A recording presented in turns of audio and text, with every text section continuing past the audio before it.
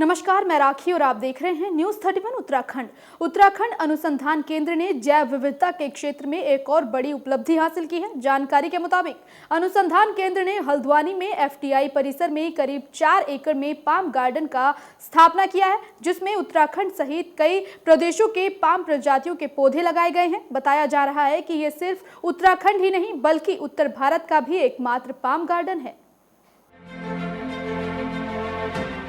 हल्द्वानी में वन अनुसंधान संस्थान ने पाम प्रजातियों के पौधों के संरक्षण के मकसद से हल्द्वानी में प्रदेश का पहला पाम गार्डन बनाया है। इस गार्डन में उत्तराखंड के साथ साथ अमेरिका की कुछ प्रजातियों को भी संरक्षित किया गया है। इस दौरान उत्तराखंड वन अनुसंधान केंद्र के वन संरक्षक संजीव चतुर्वेदी ने बताया कि पाम गार्डन की स्थापना करने का मुख्य उद्देश्य पौधों की दुर्लभ और कई प्रजातियों को संरक्षित कर लोगों को जागरूक करना है। वहीं उन्होंने बताया कि 3 साल के समय में ये पार्क तैयार किया गया है, जिसे कैंप योजना के तहत करीब 16 लाख की राशि से तैयार किया गया है। साथ ही उन्होंने बताया कि हल्द्वानी में उत्तर भारत का पहला पाम गार्डन तैयार किया गया है, जिसमें पाम की लगभग 20 वो प्रजातियां लगाई गई हैं जो संकटग्रस्त और खतरे में हैं।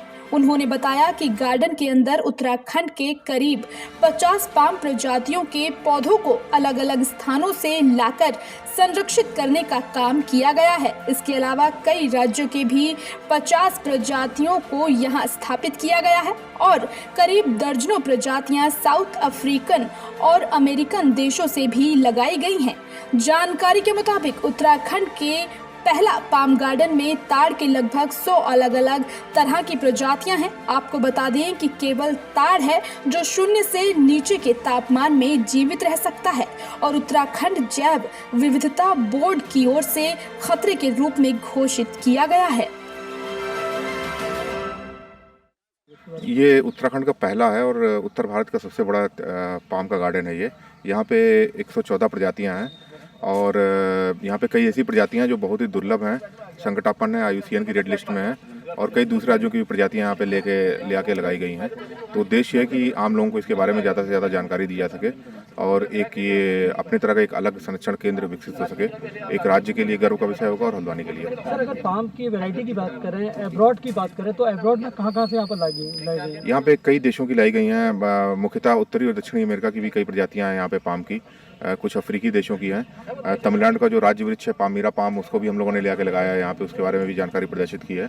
और साथ में जो उत्तराखंड की कुछ प्रजातियां हैं, पिथौरागढ़ में जो मिलती हैं टकील पाम है और कुछ और पाम की प्रजातियां, उनको भी प्रदर्शित किया गया है। अगर उद्देश्य की बात करें तो एक उद्देश्य होता है हर चीज़ का, तो क्या उद्देश्य है इसका? उद्देश्य यही है इसका कि इन प्रजातियों के संरक्षण को बढ़ावा दिया जाए, क्योंकि ये काफ़ी तेज़ी से इनके वास स्थल को खतरा है और साथ में आम लोगों को बताया जाए, विद्यार्थियों को, जो प्रशिक्षु अधिकारी हैं, कि इनको बचाने का क्या आवश्यकता है, क्यों इनको बचाना है। 202 जो पालमेसी फैमिली है उसमें 202 वंश के और करीब 2600 प्रजातियां पूरे विश्व में पाई जाती हैं और वन विभाग के शोध अनुसंधान विभाग ने एक बहुत महत्वपूर्ण पहल की है, जहां जैव विविधता संरक्षण के लिए उन्होंने 114 पाम की प्रजातियों को यहाँ इंट्रोड्यूस किया, जिसमें 5 से 6 राज्यों से इन पामों को लाया गया है।